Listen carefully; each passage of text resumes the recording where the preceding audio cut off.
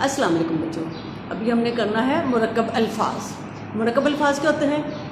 मुरक्कब अल्फाज ऐसे अल्फाज यानी जब दो या दो से ज़्यादा मुफरिद कहते हैं अलग अलग अल्फाज, मुफरिद अल्फाज मिलकर एक नया मुकम्मल लफ्ज़ बनाएं तो ऐसे अल्फाज को क्या कहते हैं? मुरक्कब अल्फाज कहते हैं। ऐसे अल्फाज को क्या कहते हैं?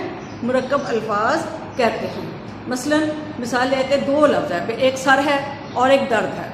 तो सर और दर्द जब दोनों को मिलाते हैं तो क्या लफ्ज़ बन जाता है? सर दर्द। यानी जो सर में दर्द है या कोई भी मुहावरतन सर दर्द कर दिया है, सर दर्द बन गया है, सर दर्द। ठीक है। अच्छा, इसी तरह गुलाब और जामुन। गुलाब आपको पता है गुलाब का फूल होता है, और जामुन आपको पता है खाने की चीज़ें जामुन होता है। लेकिन जब गुलाब जामुन मिलाते हैं तो ये बन गया गुलाब जामुन, जिसमें ना असली वाला गुलाब है और ना असली वाली जामुन है। एक ये नई चीज़ है गुलाब जामुन। ठीक है।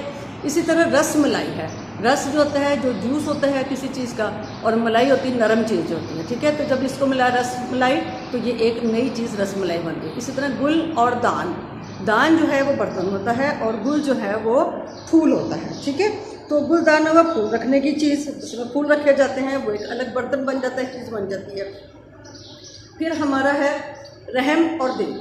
दिल तो हमारे सीने में है और रहम वो है जो हम किसी पे मेहरबानी करते हैं, रहम करते हैं। तो जब हमारी तबीयत ऐसी होती है, जो कैफियत होती है, रहम दिल यानी रहम करने वाला, ऐसा हमदर्द इंसान जो है।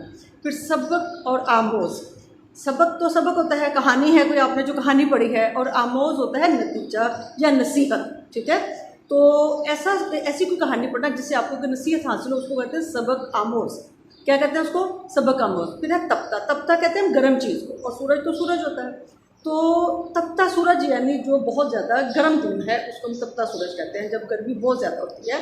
जैसे आजकल गर्मी है तो हम कहते हैं तपता सूरज। अच्छा, अल्लाह और हाफिज़। अल्लाह तो अल्लाह ताला है, ठीक है, और हाफिज़ होता है जो हिफाजत करने वाला, मुहाफ़िज़ है। तो हम जब किसी से रुखसत होते हैं तो हम लफ्ज़ बोलते हैं अल्लाह हाफिज़। ठीक हो गया बच्चों?